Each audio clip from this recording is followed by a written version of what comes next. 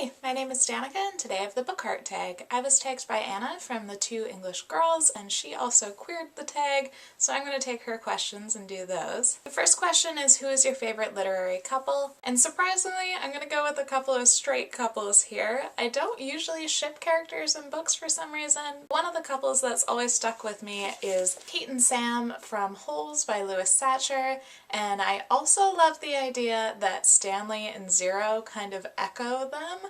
I like the idea of them as a couple as well, but Kate and Sam, their romance always gets to me. The other one I want to mention is from Ella Enchanted by Gail Carson Levine, and it is Ella and Shar, and I thought that their relationship developed so naturally. It made a lot of sense. They really complement each other well. It's basically the entire opposite to the usual kind of Disney fairy tale ending where they just fall in love without knowing each other. They know each other really well, and it makes total sense that they would want to be together. Both of these are actually two of my favorite books of all time, and they would have to be to make me invest in straight couples. Then there's, who are your top 3 fictional boyfriends, girlfriends, NB friends? NB friends being NB, non-binary. And I'm gonna go with my usual cheater answer and say Tara McClay, who's actually from a TV show, Buffy, but I love her, and she's also in graphic novels, so it kind of counts.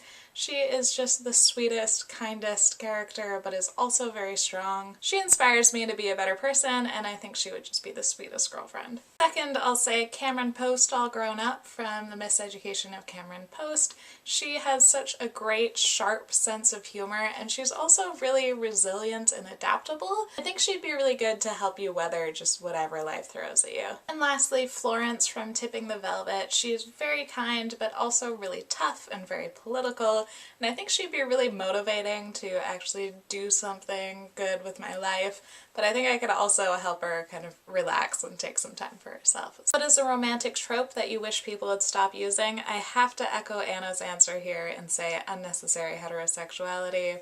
It's a problem.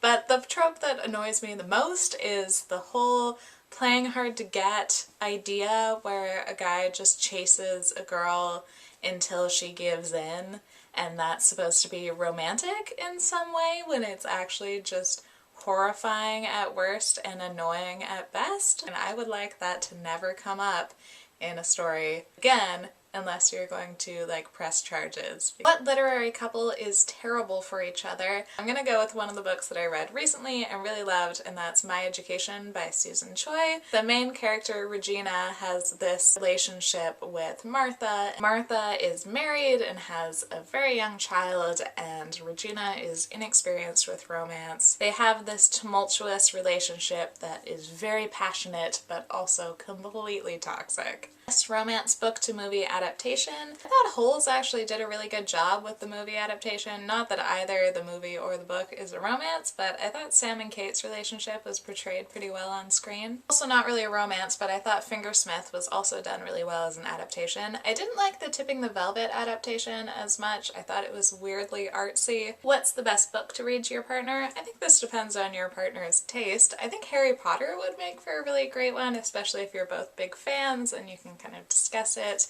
I read The Hitchhiker's Guide to the Galaxy to my ex-partner. I also read both Holes and Ella Enchanted to my ex-partner, and I thought it was a great experience. My ex-partner was like, why are all the books that you loved as a kid just relentlessly sad? I think these make for great books to read out loud. Some of my friends read The Miseducation of Cameron Post out loud to each other, both of them as their first read, and that sounded like an awesome way to experience it. Best book to read after a breakup? I think that totally depends on what headspace you're in, whether you want to wallow in it or whether you want to read something that has nothing to do with romance, or read something that has a terrible romance. The one suggestion I would have is The Color Purple by Alice Walker, because it's about finding joy in life even while suffering, and it also has a lot of different relationships going on, both platonic and romantic, with different people, and I think it shows the different ways you can relate to people. I think this would be a really thought-provoking read at that point. I also think Silhouette of a Sparrow by Molly Beth Griffin could be a good one to read at that point, because it's kind of about balancing romance with different priorities in your life, and it doesn't take romance as the be-all and end-all of your life. And Starting From Here by Lisa Jen Biglow could be a great cathartic read. It starts with a breakup, it's super tear-jerky, but it's also just a